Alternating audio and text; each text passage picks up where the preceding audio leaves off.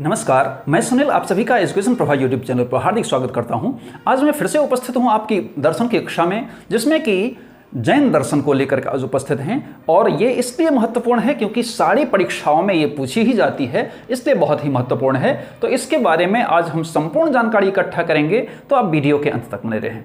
अगर हम जैन दर्शन की बात करेंगे तो इसके सबसे पहले मान लेते हैं कि इसके प्रवर्तक कौन माने जाते हैं। तो माने जाते हैं महावीर स्वामी। महावीर स्वामी को इनका जैन धर्म का असल में प्रवर्तक माना जाता है। अगर हम जैन धर्म की बात करेंगे तो जैन धर्म के आदि प्रवर्तक कौन? आदि प्रवर्तक, जिसको कि तीर्थंकर माना जाता है। तीर्थंकर माना जाता है। तो सबसे पहला जो तीर्थंकर माना जाता है वो किसको माना जाता है? ऋषभदेव। ऋषभदेव जो थे वो महीपति नाभि, ये महीपति नाभि के पुत्र थे ऋषभदेव, जो कि इसके पहले तीर्थंकर माने जाते हैं, अर्थात पहले आदि प्रवर्तक माने जाते हैं किसके? जैन धर्म के। और अगर हम महावीर स्वामी को मैंने प्रवर्तक के रूप में लिखा है, तो ये जो महावीर स्वामी हैं वो 24वें प्रवर्तक माने जाते हैं या 24वें तीर्थंकर माने जाते हैं। कुल मिलाकर के अगर हम बात करेंगे तो इसमें जैन धर्मों में तीर्थंकरों की जो संख्या मानी गई है वो कितनी? 24 तीर्थंकर इसमें माने गए हैं, जिसमें कि ये सबसे लास्ट में आते हैं कौन? महावीर स्वामी। महावीर स्वामी सबसे लास्ट में आते हैं, फिर भी इनको प्रवर्तक माना जाता है। तो ऐसा क्यों? तो अगर हम बात करेंगे तो महावीर स्वामी को इसलिए प्रवर्तक माना जाता है क्योंकि अगर जैन धर्म की बात करेंगे तो ठीक है, ऋषभदेव ने शुरू किया और उसके बहुत बाद तक बहुत सारे प्रवर्तक हुए, लेकिन असली जो उसको पुष्पित, पल्लवित, विकसित करने में जो महत्वपूर्ण भूमिका निभाई है वो किसने निभाई है? तो महावीर स्वामी ने निभाई है, जिसके कारण से जैन धर्म प्रचलित हुआ। इससे पहले बहुत ज़्यादा प्रचलित नहीं था, लेकिन उसको प्रचलित करने का जो श्रेय जाता है वो महावीर स्वामी को जाता है। इसी के कारण इनको प्रवर्तक माना भी जाता है। अब हम अगर बात करें तो ये जैन धर्म किससे आता है? तो जिन शब्द से आता है। किससे अब शब्द जाते हैं? तो जिन शब्द से आता है, जिसका अर्थ होता है विजयी होना। क्या होना? तो विजयी होना जो होता है, इसका अर्थ माना जाता है जिन शब्द का। अब इस पर आते हैं कि इसमें जितने भी 24 तीर्थंकर हुए हैं उसको जिन भी माना जाता है। प्रवर्तक, तीर्थंकर, उसको जिन माना जाता है। ये हम कह सकते हैं कि पहले जिन जो थे वो ऋषभदेव थे, और अंतिम जो 24वें जिन थे वो कौन थे? तो आपके महावीर स्वामी थे। अब हम इसमें अगर देखेंगे तो ये जैन धर्म जो है इसको नास्तिक धर्म में से एक आता है। ये किस में से आता है? तो नास्तिक धर्म, नास्तिक दर्शन कहिए, तो नास्तिक दर्शन में से एक माना जाता है। तो नास्तिक दर्शन में मुख्य रूप से 3 माने जाते हैं आपका। उसमें जैन आता है, बौद्ध आता है और चार्वाक आता है। तो उसमें से एक आता है नास्तिक दर्शन में से। नास्तिक हमने बताया था कि नास्तिक उसको इसलिए कहा जाता है जो कि वेदों की प्रामाणिकता को नहीं स्वीकार करता है, उसको नास्तिक कहा जाता है। अर्थात ये जैन धर्म आप कहेंगे कि ये वेदों की प्रामाणिकता को स्वीकार करने से मना कर देता है, इसके कारण इसको नास्तिक दर्शन कहा जाता है। इसका दो अपर नाम हो जाता है, वो क्या है? तो निराशावादी दर्शन भी है। क्या है? निराशावादी दर्शन, इसको निराशावादी दर्शन भी कहते हैं। तो निराशावादी दर्शन भी कहते हैं। तो इस प्रकार से हम जैन दर्शन को देखेंगे तो इस प्रकार से इसकी जो शुरुआत हुई है ये मैंने अभी बताया। अब अगर हम इसके अलावा बात करेंगे तो जैन दर्शन में जो मुख्य 2 संप्रदाय माने जाते हैं, कितने? 2 संप्रदाय माने जाते हैं। तो जो 2 संप्रदाय माने जाते हैं वो पहला है आपका दिगंबर दिगंबर और दूसरा है आपका श्वेतांबर। दिगंबर और श्वेतांबर, ये दो जो आपके इसमें दो परंपरा माने गए हैं या दो संप्रदाय माने गए हैं, आप ऐसा कह सकते हैं कि जो पहला है दिगंबर और दूसरा है श्वेतांबर। तो सबसे पहले दिगंबर आता है, अर्थात दिक् एव अंबरम यस्य असौ दिगंबरः इत्यर्थः, अर्थात दिक् अर्थात दिशा, अर्थात चारों दिशाएं ही जिसका अंबर अर्थात वस्त्र है वही कौन है, तो दिगंबर है। अर्थात इसमें कोई भी कपड़े की जरूरत यहां पर नहीं होती है, किसी भी वस्तुओं की जरूरत इसमें नहीं होती है, किसी भी सौंदर्य वाली वस्तुओं की, किसी भी अन्य वस्तुओं की, किसी भी वस्तुओं का इकट्ठा करना, ये सब चीजें इसमें नहीं होती थी। इसमें वस्त्र का भी धारण नहीं होता था, इसके कारण से इसको दिगंबर कहा गया। और श्वेतांबर जिसको कि संघभद्र भी कहा गया, क्या कहा गया, संघभद्र, इसको संघभद्र भी कहा गया। और ये श्वेतांबर इसलिए कहा गया कि श्वेतम एव अंबरम यस्य असौ श्वेतांबरः, अर्थात जो श्वेत अंबर, श्वेत मतलब उजला, अंबर मतलब वस्त्र, अर्थात जो श्वेत वस्त्रों का धारण करे वो श्वेतांबर कहलाता है। तो अगर हम दोनों में से देखेंगे तो ये श्वेतांबर जो है वो ज्यादा प्रचलित आज के समय में, अगर जैन दर्शन में देखेंगे तो ज्यादा, सबसे ज्यादा जो प्रचलित है वो श्वेतांबर है, अर्थात श्वेत वस्त्रों को धारण करने वाले। इसमें इस दिगंबर वाले संप्रदाय में आप देखेंगे तो इसमें किसी भी स्त्रियों को पढ़ने या इसमें शामिल करने की बात नहीं की गई थी, लेकिन इसमें अर्थात श्वेतांबर में सभी लोगों को समान रूप से इसमें अधिकार प्रदान किया जाता था, इसीलिए ये ज़्यादा प्रचलित भी हुआ। अगर आप देखेंगे तो जैन धर्म सभी दर्शनों में सबसे क्लिष्ट धर्म या सबसे क्लिष्ट दर्शन भी माना जाता है, जिसमें से कि ये एक है। जैन दर्शन के अनुसार इस सृष्टि या जीव का कोई भी निर्माण करता नहीं है। क्या है, तो सृष्टि या जीव का निर्माणकर्ता नहीं है। कोई भी इस सृष्टि या जीव का निर्माण करता नहीं है, क्योंकि ये सभी जीव अपने आप आए हैं और अपने अपने कर्मों का फल यहाँ पर भोग करके जाते हैं। इसीलिए इसको क्या कहा गया है, निराशावादी दर्शन भी कहा गया है। जैन दर्शन में शिक्षा के उद्देश्य माने गए हैं। जैन दर्शन में शिक्षा के उद्देश्य, इसमें व्यक्तित्व का विकास,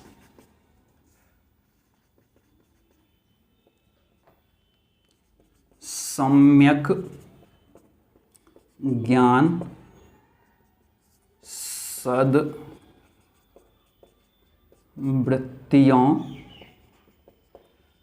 का विकास,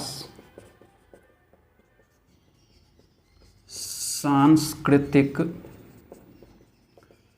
विकास और मोक्ष प्राप्त करना, ये इसमें जैन दर्शन में जो शिक्षा के उद्देश्य माने गए हैं वो व्यक्तित्व का विकास माना गया है, सम्यक ज्ञान माना गया है। सम्यक ज्ञान अर्थात सम्यक ज्ञान का विकास करना, फिर सद्वृत्तियों का विकास करना, सांस्कृतिक विकास करना और मोक्ष की प्राप्ति करना, ये शिक्षा के उद्देश्य माने गए हैं। जैन दर्शन में कुछ मुख्य सिद्धांत माने गए हैं। सबसे पहले हम इसको मिटा देते हैं कि जैन दर्शन में जो कुछ मुख्य सिद्धांत माने गए हैं उसको हम सबसे पहले बता देते हैं कि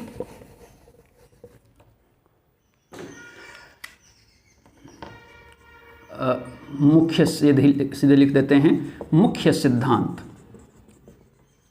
इस मुख्य सिद्धांत में सबसे पहला सिद्धांत आता है आपका स्यादवाद। स्यादवाद का जो सिद्धांत है ये कहता है कि इसमें पहला कि स्याद है, स्याद नहीं है, स्याद है भी और नहीं भी, फिर स्याद अव्यक्त है, फिर स्याद है भी पर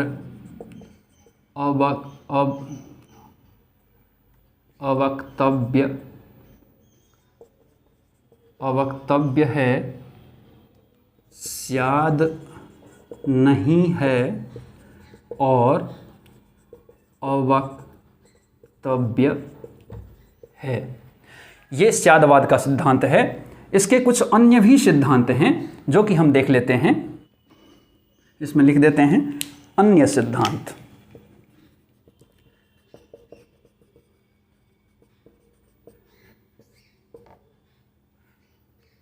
अन्य सिद्धांत में निरीश्वरवाद का सिद्धांत,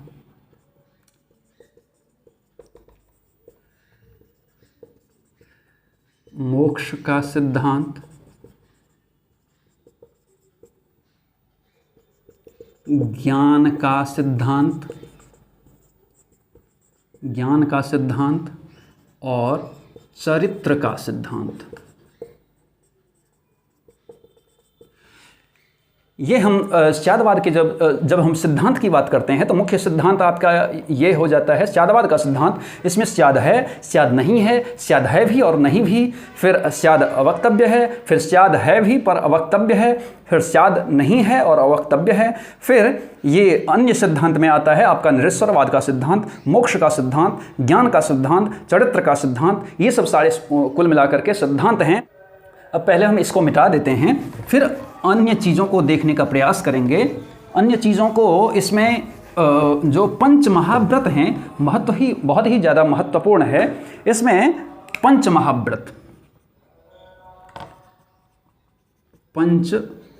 महाव्रत, ये पंच महाव्रत जो है सत्य,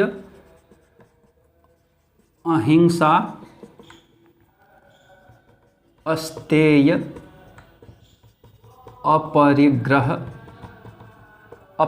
अपरिग्रह और ब्रह्मचर्य, ये 5 पंच महाव्रत माने गए हैं। और फिर इसमें कसायों की जो संख्या है, कसायों की संख्या, किसकी संख्या? कसायों की संख्या,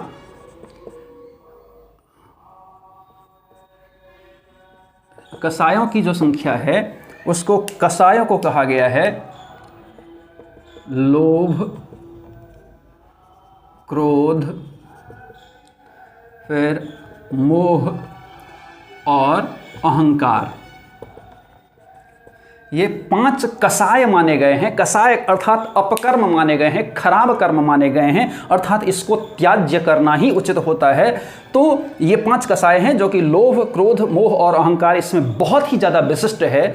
इसी प्रकार से ये 5 जो भी जैन धर्म को स्वीकार करता है उसके लिए ये 5 महाव्रत को पालन करना अत्यंत आवश्यक हो जाता है। इसके अलावा अगर हम इसमें पाठ्यक्रम को देखते हैं तो पाठ्यक्रम में जैसा कि मैंने कहा कि पाठ्यक्रम में जो वेदों के विरोधी चीज़ें हैं उसको इसमें स्वीकार किया गया है, लेकिन इसमें जो मोक्ष की तरफ का जो रास्ता है उसको प्रशस्त माना गया है, कैवल्य ज्ञान को प्रशस्त माना गया है। तो उसको कहा गया कि ये 5 कर्म के द्वारा ही हम क्या कर सकते हैं, तो अपने मोक्ष की प्राप्ति कर सकते हैं, कैवल्य की प्राप्ति कर सकते हैं। तो इसी को देखते हुए इसमें ज्ञान जो माने गए हैं वो 5 प्रकार के ज्ञान माने गए हैं। 5 प्रकार के माने गए हैं मति ज्ञान, श्रुति ज्ञान,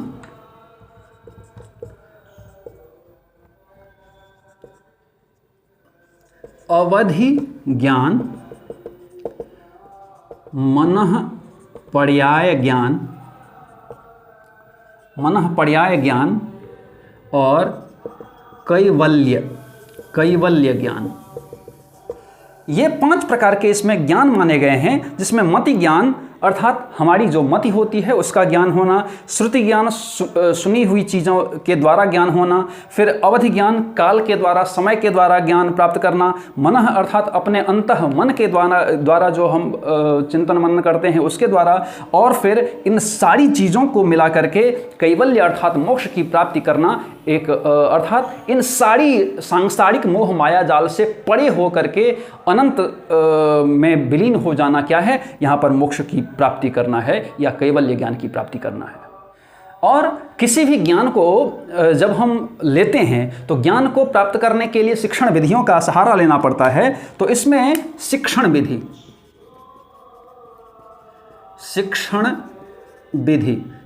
विधि जो कहा गया, इसमें प्रश्नोत्तर विधि,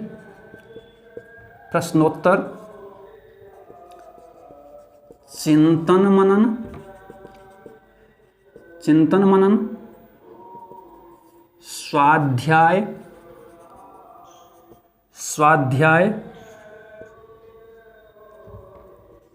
पाठ विधि और शास्त्रार्थ विधि।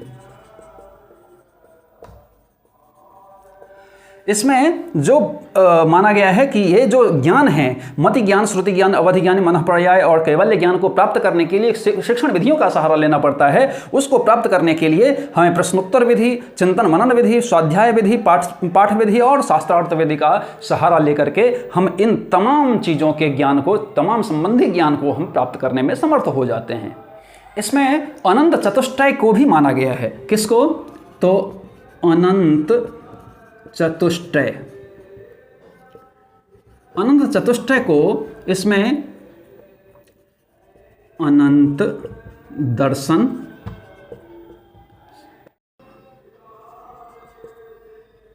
ज्ञान, फिर सुख और फिर वीर्य, अर्थात इसमें सभी में आप अनंत लगा देंगे, जिसमें कि अनंत दर्शन, अनंत ज्ञान, अनंत सुख और अनंत वीर्य, ये जो माने गए हैं अनंत चतुष्टय। इसमें आप देखेंगे कि अगर आपका जो दर्शन है अगर आपका बेहतर होगा तो उससे क्या होगा, तो ज्ञान प्राप्त होगा, अनंत ज्ञान की प्राप्ति होगी। अगर अनंत ज्ञान की प्राप्ति होगी तो उससे आपको अनंत सुखों की प्राप्ति होगी, और अनंत सुखों की प्राप्ति के बाद आपको क्या प्राप्ति होगी, तो अनंत ऐश्वर्य की प्राप्ति होगी, अनंत मोक्ष की प्राप्ति होगी, अनंत कैवल्य की प्राप्ति होगी। तो इसमें इसका वर्णन यहाँ पर किया गया है। जैन दर्शन में जो छात्रों को रखा गया है, जिसमें कि सबसे पहले छात्रों को क्या करना है, कुछ परिपालन करना है, कुछ नियम के परिपालन करने हैं, जिसमें कि सबसे पहले तो लिए हुए ज्ञान पर कभी भी अहंकार न करना, फिर कभी भी क्रोध न करना, हमेशा सबके साथ समान भाव की स्थिति रखना, ये सब सारी चीज़ें, शिक्षक के साथ विनम्र पेश आना, ये सब सारी चीज़ें छात्रों के लिए दी गई है। और शिक्षक के लिए यहाँ पर भी कुछ दिया गया है, हम बता रहे हैं।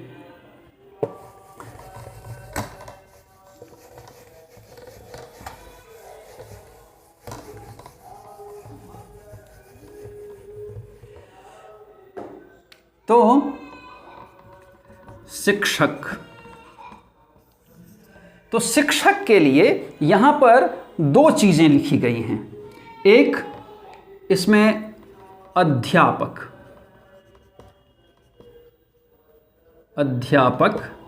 और दूसरा शिक्षक। ये अध्यापक और शिक्षक क्या है, तो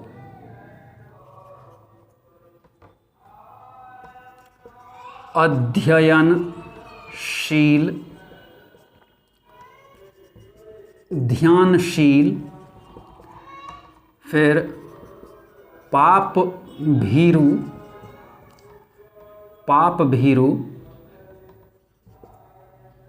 कर्मनिष्ठ। ये किसके लिए कहा गया है, अध्यापक के लिए। अध्यापक कैसे हों, तो अध्ययनशील हो, वो ध्यानशील हो, वो पाप भीरु हो, वो कर्तव्यनिष्ठ हो। फिर शिक्षक के लिए भी जो कहा गया है, शिष्ट, क्षमाशील, फिर कर्तव्यनिष्ठ।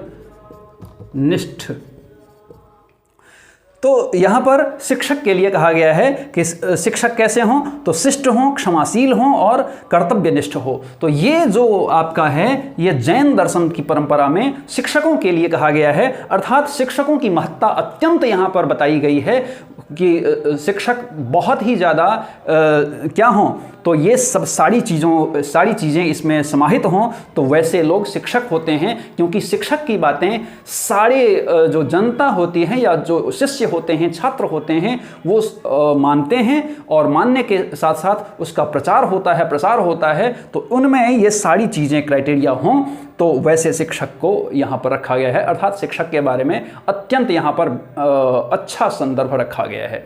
तो मुझे लगता है कि आपको जैन दर्शन के संबंध में संपूर्ण जानकारी मिली होगी, और इसी प्रकार से पढ़ने के लिए एजुकेशन प्रभा यूट्यूब चैनल को सब्सक्राइब कीजिए, लाइक कीजिए, कमेंट कीजिए, साथ ही बेल आइकन को जरूर प्रेस कीजिए ताकि आपको आने वाली सभी वीडियो मिलती रहे।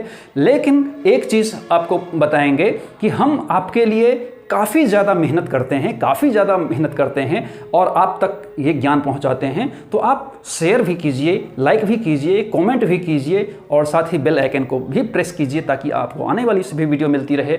धन्यवाद।